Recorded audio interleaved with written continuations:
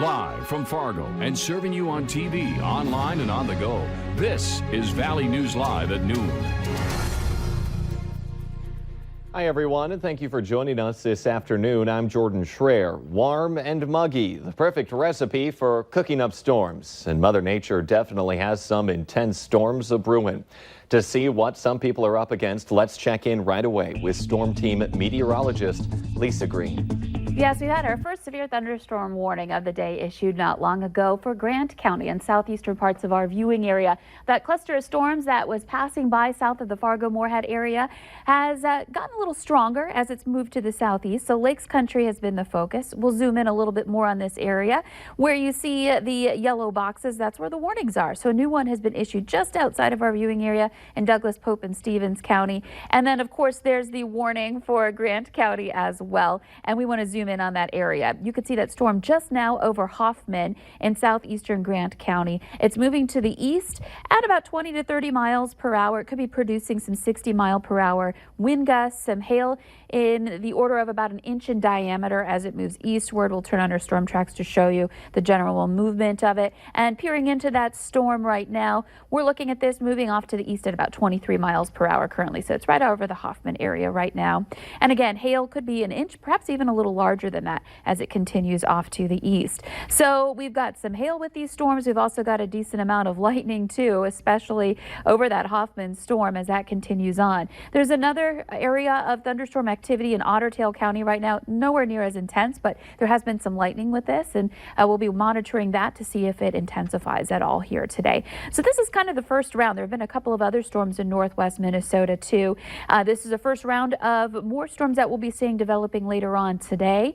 Temperatures where we've had plenty of sun, we're in the 80s. Those of us who've been under the clouds and rain, 70s, even 60s right now in Fergus Falls with that shower passing overhead.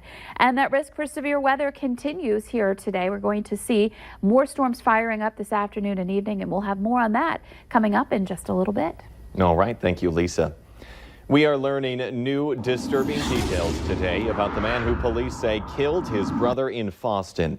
Court documents say when police pulled up to the crime scene, they found 28-year-old Nicholas Haug with blood all over his arms. He was then immediately arrested and is now charged with murder for the death of his 19-year-old brother, Timothy. Court documents say when they found Timothy's body, he had a large gash on his head. Now, this all happened just before 4 a.m. Sunday in Fosston, Minnesota. Court documents also say when police arrested Nicholas, they could smell alcohol on him and he was uncooperative. Authorities say they later found a landscaping block with blood on it, about 20 yards from where they found Timothy's body. An autopsy shows he died from blunt force trauma. Nicholas was in court this morning. He is currently being held in jail without bail or bond. Authorities are searching for a man who they say admitted to setting his parents' house on fire after calling it in.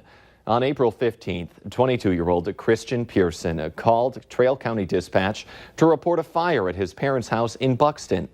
Originally, he said he was downstairs when he smelled smoke, went upstairs and noticed the fire. 9 days later, he admitted to authorities he actually set the fire. Investigators then found evidence linking Pearson to the blaze. He is now wanted for felony arson. Our summer weather means summer bugs, and the North Dakota Department of Health is alerting the public about West Nile virus. You should use insect repellent registered with the U.S. Environmental Protection Agency that contains ingredients like DEET, Picaridin, IR 3535, oil of lemon eucalyptus, PMD, and permethrin. You should also wear protective clothing outdoors like long-sleeved shirts, long pants, and socks. Limit your outdoor activities between dusk and dawn when mosquitoes that can carry West Nile virus are most likely to bite. And eliminate stagnant water in containers around homes where mosquitoes could lay their eggs. Authorities have now identified the man they arrested at the Grand Forks Walmart after reports of a man loading a gun in the entryway. That man is 26-year-old Brandon King of Grand Forks. Police say this past Saturday, he bought a BB gun at the store and looked over it while in the entryway. When police arrived, King left, but later returned. While police questioned him, he was uncooperative and vulgar and was eventually arrested for disorderly conduct. It was a tense time for people and police in South Moorhead overnight. Officers were called to a home near 17th Street and 20th Avenue just before midnight after someone reported a couple of suspicious boxes, possibly with some wires in them. Police called out the Red River SWAT team's bomb squad, which declared it a false alarm with nothing dangerous inside those boxes. Democrats and Republicans have found something they can agree on. They both want to investigate the leading global tech companies based right here in the U.S. CBS News has confirmed the Trump administration and Congress are working together to examine Google, Apple, Facebook, and Amazon. Natalie Brand has more from Capitol Hill.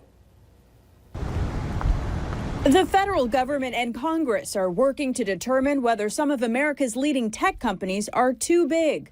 Are we allowing the market to work? Are we allowing new companies to rise up? The House Judiciary Committee is now looking into the market dominance of U.S. tech giants to determine whether their size is hurting consumers and whether antitrust statutes need to be updated for the first time in decades. These are statutes that were developed principally during the railroad monopolies. It's a very different economy now. The Justice Department and the Federal Trade Commission are signaling that they may open their own probes. The DOJ would look into Apple and Google, while the FTC looks into Facebook and Amazon. Lawmakers would like to hear from the leaders of the tech giants, and they plan to hold hearings and call witnesses, even if they have to issue subpoenas. Apple CEO Tim Cook tells CBS Evening News anchor Norah O'Donnell he will comply with the investigations. Is Apple too big? No, I don't think so. I think that with size, I think scrutiny is fair. I think we should be scrutinized. I don't think anybody reasonable is going to come to the conclusion that Apple's a monopoly. Cook also tells O'Donnell he's vowing to move forward with privacy protection, something lawmakers say they want to look into as well. Natalie Brand, CBS News, Capitol Hill.